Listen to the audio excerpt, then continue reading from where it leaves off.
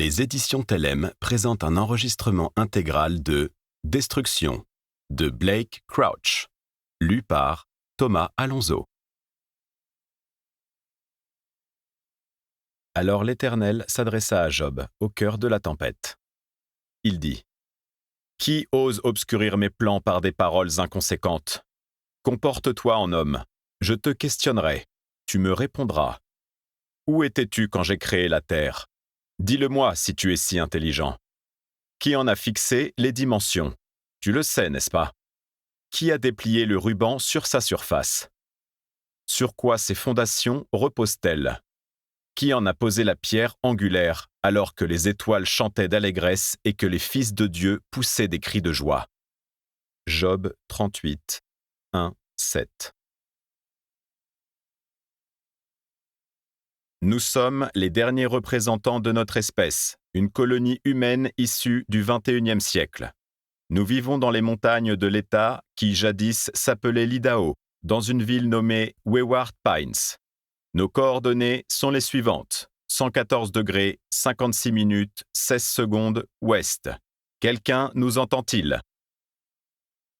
Fragment d'un message vocal accompagné d'un code en morse radiodiffusé en boucle par la superstructure de Wayward Pines sur les ondes courtes depuis 11 ans. Prélude. David Pilcher. Superstructure, Wayward Pines, 14 ans plus tôt. Il ouvre les yeux, frigorifié, grelottant, le crâne en feu. Quelqu'un se penche au-dessus de lui, un visage flou dissimulé par un masque chirurgical. Il ne sait ni qui il est, ni où il se trouve.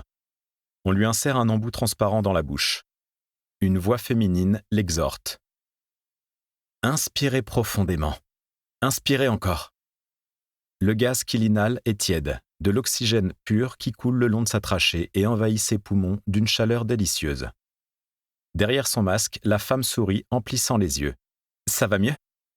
demande-t-elle. Il acquiesce.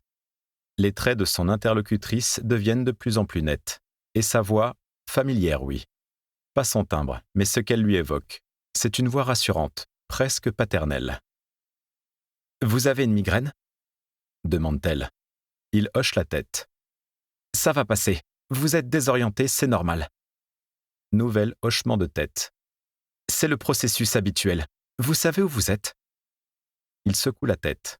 « Vous savez qui vous êtes ? » Non. Pas de panique, cela fait à peine 30 minutes que le sang circule librement dans vos veines. En général, il faut plusieurs heures pour reprendre ses esprits. Il observe les lumières au plafond, des néons aveuglants. Il ouvre la bouche. « N'essayez pas de parler. Pas encore. Vous voulez que je vous explique ce qui se passe ? » Hochement de tête. « Vous vous appelez David Pilcher. » Cette information lui semble correcte. Sans pouvoir l'expliquer, il a la sensation que ce nom lui appartient, comme une sorte d'étoile dans son firmament personnel. Vous n'êtes pas à l'hôpital, vous n'avez pas eu d'accident, vous n'avez pas fait de crise cardiaque, rien de ce genre. Il voudrait lui dire qu'il n'arrive pas à bouger, qu'il se sent froid comme la mort, qu'il a peur. Vous sortez tout juste d'animation suspendue, poursuit-elle.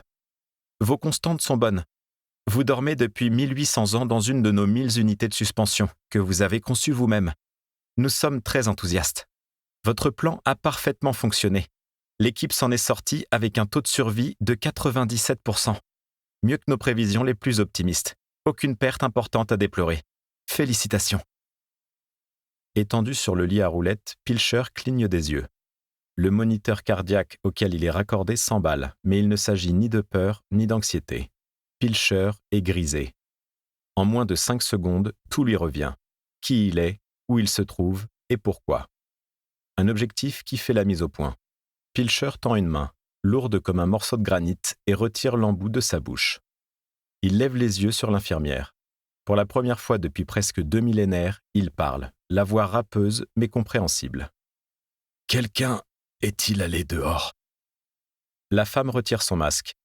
Pam, 20 ans et quasi spectrale après son long, très long sommeil. Et pourtant, toujours aussi belle. Elle sourit. « Vous savez bien que je ne l'aurais pas permis, David. Nous vous avons attendu. » 6 heures plus tard, Pilcher est sur pied.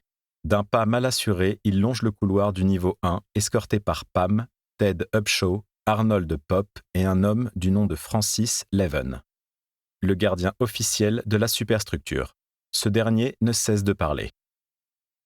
Ainsi qu'une brèche dans la coque externe de l'arche, il y a 783 ans, mais les capteurs l'ont détecté à temps. Et donc nos provisions ? Demande Pilcher. J'ai procédé à des vérifications. Tout semble parfaitement préservé. Combien de personnes se sont réveillées ? Seulement 8 pour le moment, y compris nous. Ils atteignent les portes vitrées coulissantes qui donnent sur la caverne d'1 500 000 m² où ils entreposent les réserves et le matériel de construction. Affectueusement surnommée l'Arche, la structure est une merveille d'ingénierie. Une odeur humide et minérale flotte dans l'air. De gros globes lumineux sont suspendus au plafond, aussi loin que porte le regard. Le petit groupe s'approche d'un Humvee garé à l'entrée du tunnel. Pilcher est déjà essoufflé, les jambes raidies par des crampes. Pop s'installe derrière le volant. Les néons du tunnel ne sont pas encore opérationnels et le Humvee dévale la pente abrupte dans une noirceur abyssale, avec pour unique lumière les 2 phares solitaires qui balayent les murs humides. Pilcher est assis à l'avant, aux côtés de son second. Il est encore désorienté, mais sa confusion s'estompe peu à peu. Ces hommes lui ont annoncé qu'il était resté 1800 ans en suspension, une durée qui lui semble de plus en plus inconcevable. À vrai dire, il a l'impression qu'une poignée d'heures le sépare de cette fameuse soirée du Nouvel An 2013, quand tout le monde a bu du Dom Pérignon avant de se déshabiller, puis de prendre place dans les unités de suspension. À mesure qu'ils descendent, la pression dans ses tympans s'accroît. Son estomac est noué par la nervosité. Il se retourne et dévisage Leven sur la banquette arrière, un jeune homme leste au visage de bébé, au regard de sage. « On peut respirer normalement dans cette atmosphère ?» demande Pilcher. « Elle s'est légèrement altérée, » répond Leven. « Dieu merci, l'azote et l'oxygène sont encore ses composants principaux. Désormais, l'air contient 1% d'oxygène en plus et 1% d'azote en moins. On a retrouvé les pressions partielles d'avant l'ère industrielle. Vous avez lancé la dépressurisation de la superstructure, j'imagine. C'était notre priorité. Nous respirons l'air extérieur en ce moment même. D'autres informations à me communiquer ? Il faudra quelques jours avant que nos systèmes soient entièrement alimentés et débogués. Notre horloge atomique nous situe où sur le calendrier ? Nous sommes le 14 février 3813. Leven sourit. Joyeuse Saint-Valentin. Arnold Pop stoppe le Humvee, ses phares puissants braqués sur la porte en titane qui protège le tunnel, la superstructure et ses occupants du monde extérieur. Pop coupe le contact mais laisse les phares allumés. Il contourne le véhicule, ouvre les portières arrière et saisit un fusil à pompe dans leur atelier. « Bon Dieu, Arnie !» proteste Pilcher. « Toujours aussi pessimiste. »« Vous me payez pour ça, pas vrai ? Si ça tenait qu'à moi, on aurait une équipe de sécurité pour nous couvrir. On va rester entre nous pour le moment. »« Pam !» lance Leven. « Vous pourriez m'éclairer avec votre lampe ?» Pam oriente le faisceau sur la roue d'ouverture du sas. « Attendez !» dit Pilcher. Leven se raidit. Pop s'approche. Ted et Pam se tournent vers lui. « Tâchons de profiter de cet instant !» poursuit-il, la voix encore enrouée par les médicaments. Ses acolytes le regardent. « Vous mesurez ce que nous avons accompli ? Nous venons de réussir le voyage le plus dangereux, le plus téméraire de toute l'histoire de l'humanité. Un voyage immobile à travers le temps. Savez-vous ce qui nous attend derrière ces portes ? » Il laisse sa question en suspens. Personne ne répond. Une pure, une authentique découverte. « Je ne vous suis pas, » dit Pam. Au risque de me répéter, nous sommes comme Neil Armstrong qui descend d'Apollo 11 et marche sur la Lune.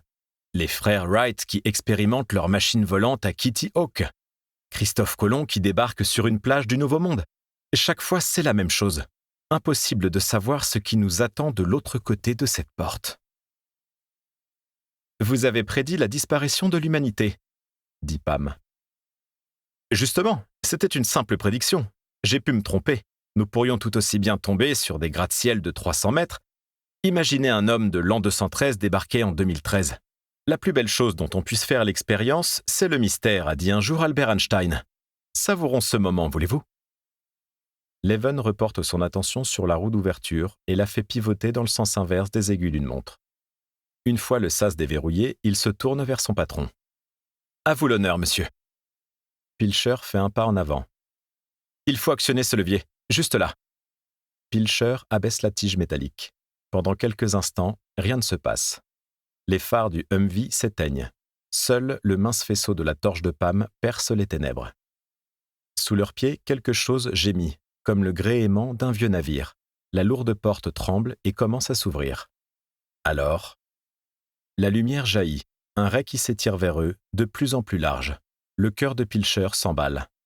C'est le moment le plus excitant de sa vie. Des flocons tourbillonnent dans l'ouverture et une bourrasque glaciale s'engouffre dans le tunnel. Pilcher plisse les yeux, aveuglé par l'éclat du jour. Une fois la porte d'1,20 m entièrement ouverte, elle encadre le monde par-delà le seuil, un véritable tableau. Une forêt de pins parsemée de rochers et ravagée par une tempête s'étend devant eux. Ils progressent dans 30 cm de poudreuse. Le monde est plongé dans un silence surnaturel, à peine troublé par le souffle des flocons. 200 mètres plus loin, Pilcher s'arrête. Les autres l'imitent. « Je crois que l'ancienne route de Wayward Pines se trouvait ici. » Ils sont dans une forêt de sapins particulièrement dense. Aucune trace de route nulle part. Pilcher sort sa boussole. Ils se dirigent vers le nord dans la vallée. Les pins se dressent au-dessus d'eux. « Je me demande combien de fois cette forêt a brûlé pour mieux renaître, » murmure Pilcher. Il a froid. Ses jambes lui font mal. Il est sûr que les autres souffrent des mêmes symptômes, pourtant personne ne se plaint. Ils avancent péniblement jusqu'à l'orée du bois. Quelle distance ont-ils parcouru? Pilcher l'ignore. La neige affaiblit et pour la première fois, il aperçoit quelque chose de familier. Les immenses parois rocheuses qui ceinturaient la petite ville de Wayward Pines presque 2000 ans plus tôt. Le plaisir que lui procure cette vision le surprend.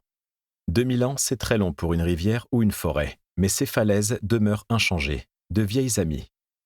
Bientôt, leur petit groupe atteint le centre de la vallée. Rien ne subsiste, pas même un bâtiment. Ni ruines, ni vestiges. On croirait que la ville n'a jamais existé, fait remarquer Leven. Qu'est-ce que ça signifie?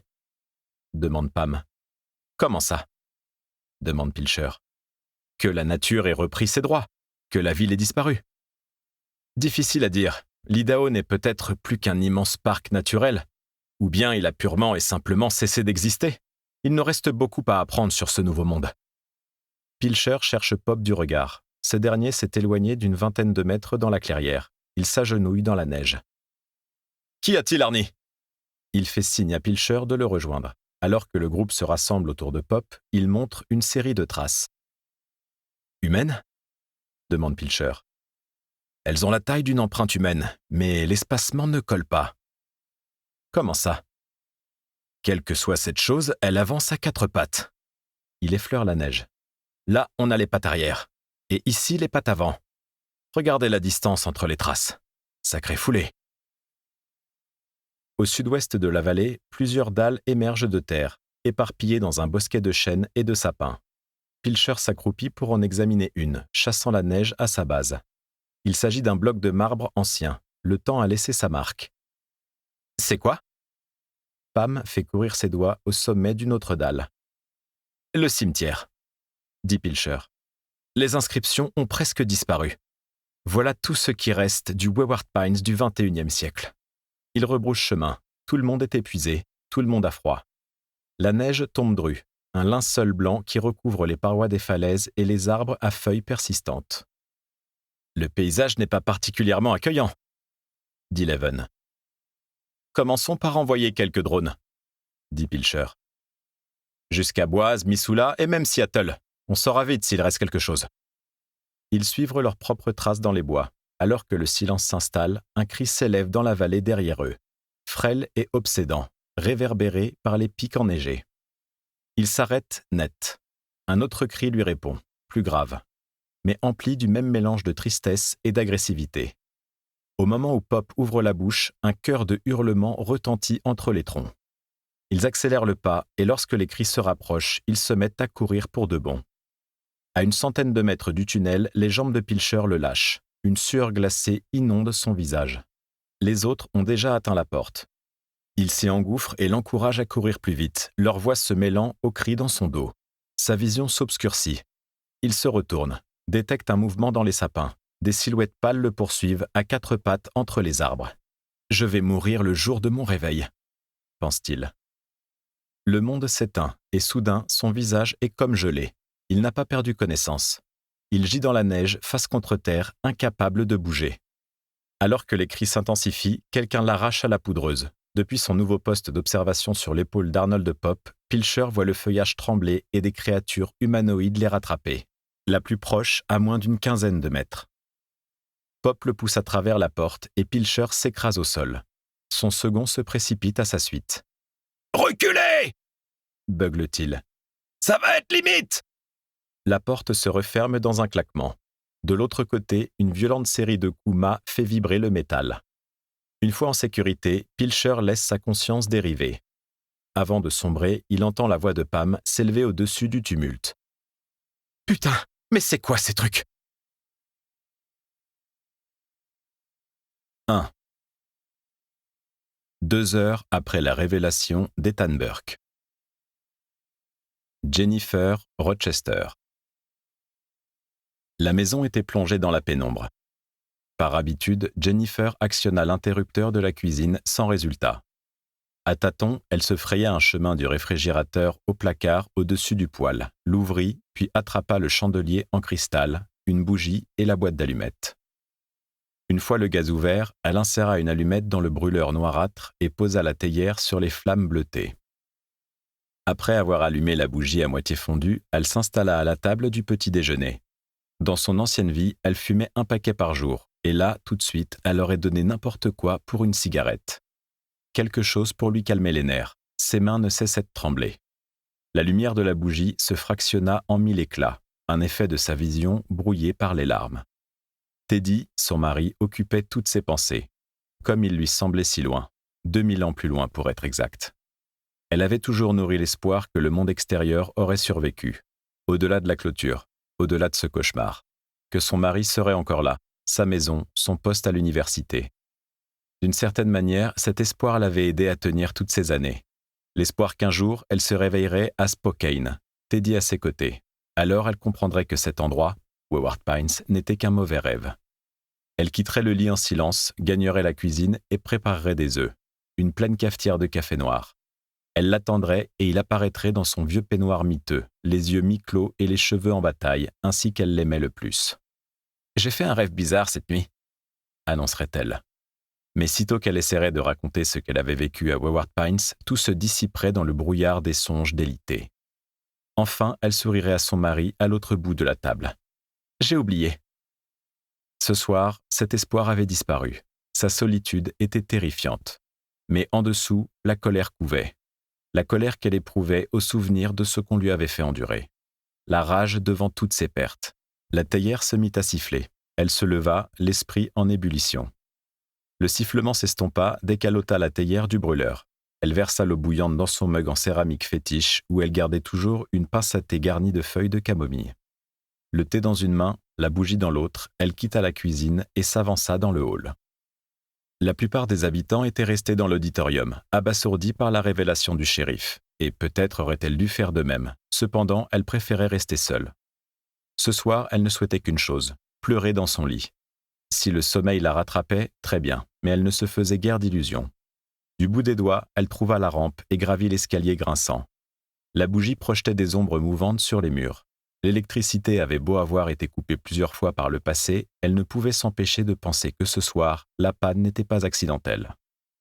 Elle avait verrouillé chaque porte et chaque fenêtre, une précaution qui lui procurait un maigre, très maigre sentiment de sécurité. Shérif Ethan Burke. Ethan leva les yeux sur les pylônes de 8 mètres en acier hérissés de barbelés électrifiés. D'ordinaire, le courant qui parcourait les câbles était assez puissant pour électrocuter 1000 fois l'inconscient qui se hasarderait à les toucher. Le bourdonnement était si fort qu'on pouvait l'entendre à 100 mètres. À proximité immédiate, Ethan sentait la vibration jusque dans ses plombages. Ce soir, cependant, il n'entendait rien. Pire encore, le portail de 9 mètres était grand ouvert. Verrouillé, en position ouverte. Des lambeaux de brume dérivaient de ci de là. Un front orageux en approche. Ethan contempla les bois sombres par-delà la clôture. Par-dessus les battements sourds de son propre cœur, il entendit des cris s'élever dans la forêt. Les habits n'étaient pas loin. Les derniers mots de David Pilcher tournaient en boucle dans sa tête. « L'enfer va s'abattre sur vous. » C'était la faute d'Ethan. « L'enfer va s'abattre sur vous. » Il avait commis l'erreur de mettre ce taré au pied du mur. « L'enfer va s'abattre sur vous. » Il avait commis l'erreur de dire la vérité aux gens. Et maintenant, tous les habitants de la ville allaient mourir, y compris sa femme et son fils. Ethan repartit en courant dans la forêt. Sa panique s'intensifiait à chaque foulée, chaque inspiration désespérée. Il slaloma entre les sapins, longeant la clôture silencieuse. À quelques mètres de là, sa bronco l'attendait, mais déjà les cris se rapprochaient, de plus en plus sonores. Il sauta dans sa voiture, démarra le moteur et fila entre les arbres, poussant les suspensions à leur limite, chassant les derniers restes de verre brisé encore accrochés au pare-brise. Il atteignit la route qui revenait vers la grille, grimpa le talus et s'engagea sur l'asphalte. Écrasa l'accélérateur. Le moteur hurla. Il émergea des arbres et dépassa les prés à fond de cale. Ses phares léchèrent le panneau d'affichage à l'entrée de la ville, une famille modèle typique des années 1950 qui agitait la main, un grand sourire aux lèvres. « Bienvenue à Wayward Pines, le paradis, c'est ici. »« Plus maintenant, » pensa Ethan. Avec un peu de chance, les habits atteindraient l'exploitation laitière en premier, où ils massacreraient le bétail avant de se diriger vers la ville. Elle était là, droit devant, la périphérie de Wayward Pines. Par une journée dégagée, la ville incarnait la perfection. Des rues proprettes bordées de maisons victoriennes aux couleurs pimpantes, des clôtures à piquets blancs, des pelouses bien vertes. Main Street était un vrai rêve de touriste, une rue pittoresque où il faisait bon se promener. Un endroit idyllique pour prendre sa retraite. La perfection. De hautes falaises ceinturaient la ville, une promesse d'abri et de sécurité. À première vue, rien n'indiquait qu'on ne pouvait quitter la ville, que ceux qui s'y essayaient risquaient d'en mourir. Sauf ce soir. Ce soir, les maisons et les bâtiments étaient plongés dans le noir. Ethan emprunta 10e avenue et remonta les 7 blocs à toute vitesse avant de bifurquer sur Main Street, si violemment que ses roues droites quittèrent brièvement le sol. Un peu plus loin, à l'angle de Main Street et 8e avenue, les habitants de la ville étaient là où il les avait laissés, devant l'auditorium. Environ 400 personnes qui patientaient dans le noir, à croire qu'elles avaient toutes été virées du même bal, encore vêtues de leurs costumes ridicules. Ethan éteignit le moteur et mit pied à terre. Ainsi plongée dans les ténèbres, Main Street semblait menaçante, avec ses façades éclairées à la torche. Le café Steaming Bean, Wooden Treasures, le magasin de jouets de Kate et Harold Ballinger, l'hôtel Wayward Pines, la pâtisserie Richardson's, la boutique Sweet Tooth, l'agence immobilière où travaillait Teresa, la femme d'Ethan. Le bruit de la foule était envahissant. Suite à la révélation d'Ethan, les habitants sortaient peu à peu de leur état d'hébétude et d'incrédulité. Ils commençaient enfin à se parler, presque pour la première fois. Kate Ballinger s'empressa de le rejoindre. Kate et Harold, son mari, avaient été condamnés à une exécution publique, mais en dévoilant la vérité à la population, Ethan leur avait sauvé la vie. La plaie au-dessus de l'œil gauche de Kate avait été recousue à la hâte. Son visage et ses cheveux à la blancheur prématurée étaient maculés de sang. La disparition de Kate à Wayward Pines avait conduit Ethan ici 2000 ans plus tôt. Dans leur ancienne vie, ils travaillaient tous deux pour les services secrets. Ils étaient partenaires. Pendant un intermède aussi bref que passionné, ils avaient été plus que de simples coéquipiers. Ethan prit Kate par le bras et l'entraîna derrière la bronco, hors de portée des oreilles indiscrètes. Ce soir, elle avait failli mourir, et tandis qu'il l'observait, Ethan comprit qu'elle était à 2 doigts de s'effondrer. « Pilcher a coupé l'électricité », annonça-t-il. « Je sais. Il a aussi coupé l'électricité de la clôture et ouvert le portail. » Kate scruta longuement Ethan, comme si elle cherchait à mesurer l'étendue de la catastrophe. « Mais alors, dit-elle, ces créatures, ces aberrations, elles peuvent entrer en ville à tout moment. Elles arrivent, je les ai entendues près de la clôture. Combien ? Je ne sais pas. Même une petite horde serait catastrophique. » Kate jeta un coup d'œil sur la foule. Les conversations faiblissaient et les gens s'approchaient pour entendre les dernières nouvelles. « Certains d'entre nous possèdent des armes, » dit Kate. « Il y a quelques machettes aussi. »« Ça ne suffira pas. »« Tu ne peux pas raisonner Pilcher, le rappeler, le faire changer d'avis ? On a dépassé ce stade. Si on enfermait tout le monde dans l'auditorium, il n'y a pas de fenêtre, une sortie de chaque côté de la scène, une porte à double battant à l'entrée, on n'a qu'à se barricader à l'intérieur. Imagine qu'on doive soutenir un siège plusieurs jours, sans nourriture et sans chauffage, sans eau. On aura beau se barricader, les habits finiront par entrer. Qu'est-ce qu'on fait alors? Je ne sais pas, mais on ne peut pas se contenter de renvoyer les gens chez eux. Certains sont déjà rentrés. Je t'avais demandé de garder tout le monde ici. J'ai essayé. Combien sont rentrés? 50 ou 60 personnes. Nom de Dieu. Ethan vit Teresa et Ben, sa précieuse famille, qui se dirigeait vers lui, fendant la foule. Si j'arrive à pénétrer dans la superstructure, dit-il, et que je montre aux fidèles de Pilcher qui il est vraiment, on aura peut-être une chance. Alors vas-y, maintenant. Je ne suis pas prêt d'abandonner ma femme et mon fils, pas comme ça, pas avant d'avoir un vrai plan.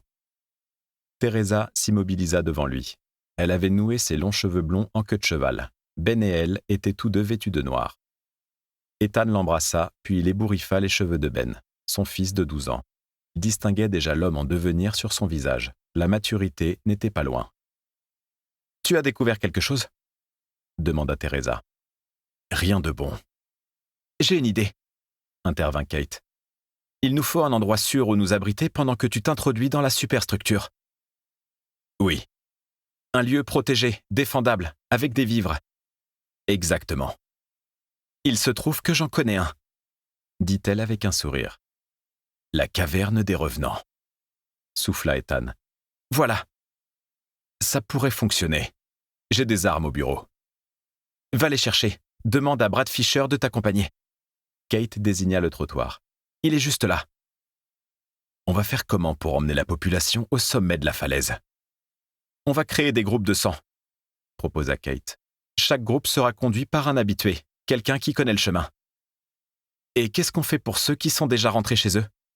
Demanda Teresa. Un cri distant lui répondit. Tout le monde se tut.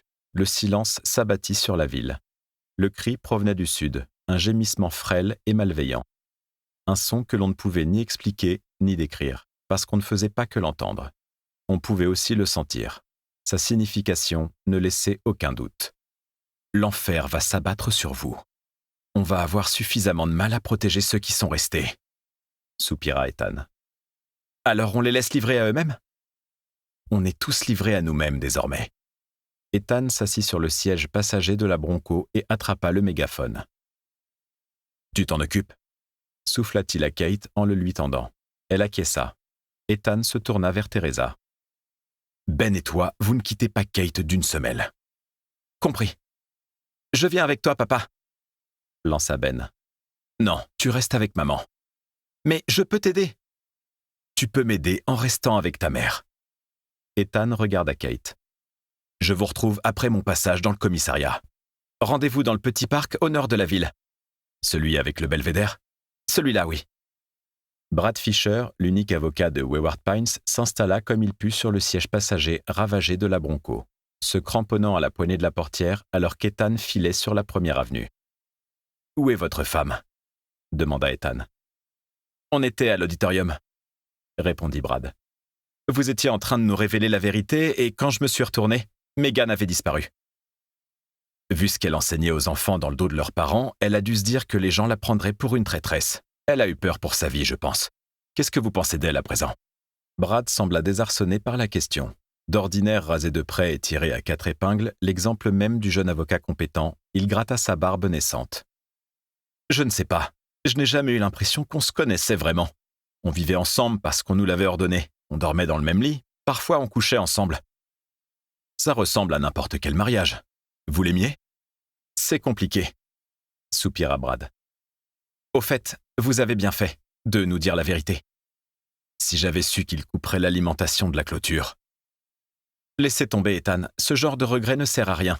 Vous avez fait ce qui vous semblait juste. Vous avez sauvé Kate et Harold. Vous nous avez montré ce que valait notre existence. Je me demande combien de temps ces bonnes dispositions vont durer. On verra quand les gens commenceront à mourir, marmonna Ethan. Les phares illuminèrent le bureau sombre du shérif. Ethan grimpa sur le trottoir et se gara devant l'entrée. Il descendit et alluma sa lampe torche lorsque Brad et lui atteignirent la double porte, qu'il déverrouilla, coinçant l'un des battants. Qu'est-ce qu'on prend ? Demanda Brad tandis qu'ils avançaient dans le hall et s'engouffraient dans le couloir. Tout ce qui tire. Brad tint la lampe pendant qu'Ethan sortait les armes du râtelier et vérifiait les munitions. Il déposa un Mossberg 930 sur le bureau et le chargea de 8 cartouches. Glissa 30 balles dans le chargeur d'un Bushmaster AR-15. Remplit le barillet de son Desert Eagle. Il y avait d'autres fusils. Des fusils de chasse, des Glock, un SIG, un Smith & Wesson 357.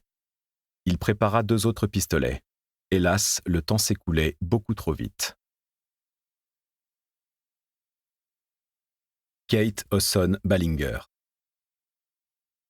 Kate saisit le bras d'Harold. Son mari s'apprêtait à conduire son groupe vers une autre entrée, plus au sud. Quant à Kate, elle passerait par le nord de la ville. Elle enlaça Harold par le cou et l'embrassa longuement. « Je t'aime. » Il sourit. Malgré le froid, la sueur avait plaqué ses mèches argentées sur son front et les ecchymoses sur son visage commençaient à noircir. « Cathy, s'il arrive quelque chose, je... » « Arrête. »« Quoi ?»« Contente-toi d'atteindre la falaise. » Quelques rues plus loin, un hurlement retentit. Alors qu'elle rejoignait son groupe, Kate se retourna pour souffler un baiser à Harold. Il l'attrapa du bout des doigts. Jennifer. Dans sa chambre, Jennifer posa la bougie sur la commode et retira le costume qu'elle avait enfilé pour la fête. Un trench coat noir, un caleçon long rouge et des cornes de démon faites maison. Sa chemise de nuit l'attendait, suspendue derrière la porte. Une fois dans son lit, elle but sa camomille en regardant vaciller la lumière de la bougie sur le plafond. La tisane était brûlante. Ce rituel rythmait son quotidien depuis 3 ans. Elle se félicita de s'y être tenue ce soir. Quand votre monde s'écroule, mieux vaut se cramponner au familier. Elle pensa aux autres habitants de Wayward Pines. Ils se faisaient sans doute le même genre de réflexion.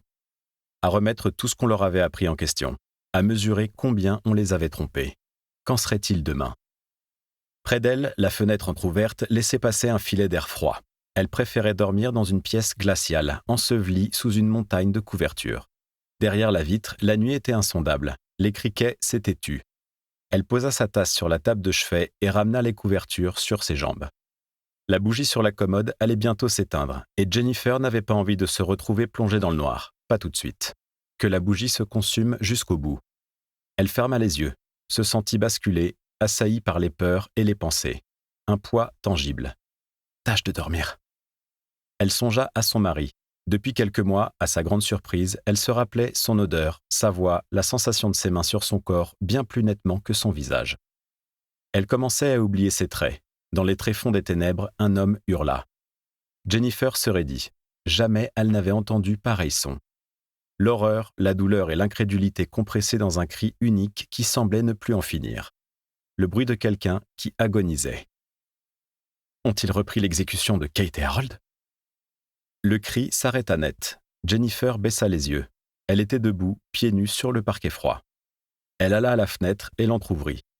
Le froid s'engouffra dans la pièce. Un second cri résonna dans une maison voisine. Une porte claqua. Une silhouette se rua dans l'allée. Un glapissement s'éleva dans la vallée, différent des cris précédents. Un son identique à ceux que produisait la créature dans la bronco du shérif. Un ululement inhumain.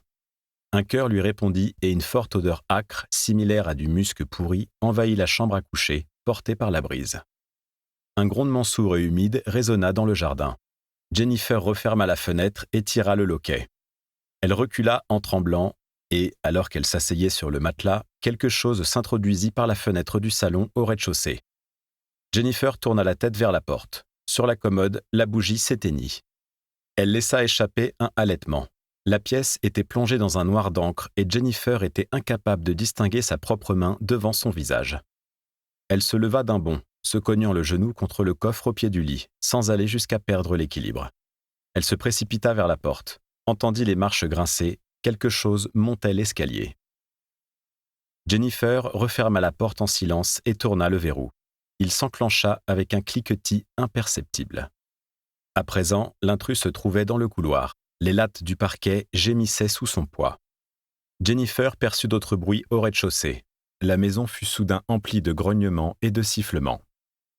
Jennifer se mit à 4 pattes et rampa tandis que les bruits de pas dans le couloir se rapprochaient.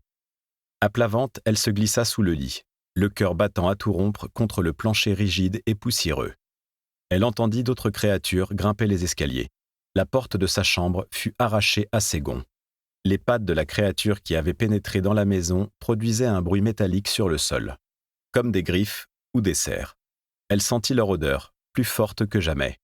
Un pot pourri de choses mortes, du sang et de la pourriture, une puanteur inimaginable. Elle veilla à n'émettre aucun bruit. À côté du lit, les lattes craquèrent, comme si la créature s'agenouillait. Jennifer retint son souffle. Une pointe dure et lisse lui entailla le bras. Elle cria en reculant. Son épaule était gelée. Elle la toucha. Ses doigts étaient moites et gluants. Du sang. « Pitié, Seigneur !» Il y en avait d'autres dans la chambre. « Oh, Teddy !» Elle aurait tant aimé voir son visage une dernière fois, si c'était vraiment la fin. Le lit se souleva. Un pied métallique lui rapa le flanc en heurtant le mur. Plongée dans l'obscurité, paralysée par la peur, elle était incapable de bouger. Son épaule avait beau saigner abondamment, elle ne sentait rien. En mode combat-fuite. Son corps était engourdi, réduit à des réactions mécaniques. Les créatures étaient toutes proches, penchées au-dessus d'elle, leur respiration étrangère, rapide et superficielle, pareille à des chiens haletants. Jennifer enfouit sa tête entre ses genoux et se mit en position fétale. 2 semaines avant d'arriver à Wayward Pines, Teddy et elle avaient passé un samedi à Riverfront Park, à Spokane. Ils avaient pique-niqué sur l'herbe, se prélassant jusqu'au crépuscule, le nez dans un livre, bercé par la rumeur des rapides au-dessus des cascades. L'espace d'un bref instant, elle entrevit son visage. Pas de face, non, de profil. Les derniers rayons du coucher soulignaient sa chevelure clairsemée, reflétée par ses lunettes à monture métallique. Il regardait le soleil au-dessus des chutes, serein, dans l'instant, tout comme elle. Teddy. Il se retourna pour la regarder. Un grand sourire aux lèvres, juste avant la fin. Ethan. Brad poussa le sac à dos rempli de munitions à travers le pare-brise cassé, tandis qu'Ethan s'installait au volant. Nous espérons que vous avez apprécié cet aperçu. Pour continuer à écouter ce livre audio sur Google Play Livres, utilisez le lien dans la description de la vidéo.